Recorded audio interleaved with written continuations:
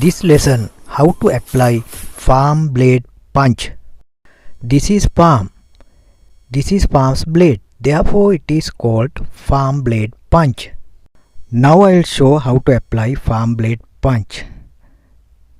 This is wrong punch because of it may be damage your shoulder joint and elbow joints. Now you can see how to apply palm blade punch properly. No pain and it is very comfortable, as well as you should take your body power for the arms. Not only that, you should use your foot for go to your opponent. Now you can see how to apply this. Again you can see it is round punch. Now you can see how to apply palm blade punch properly.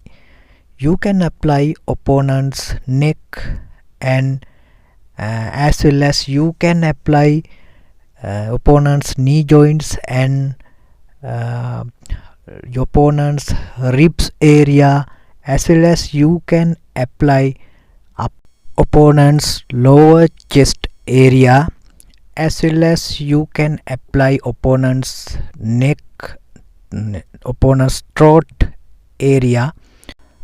So now you can apply like this very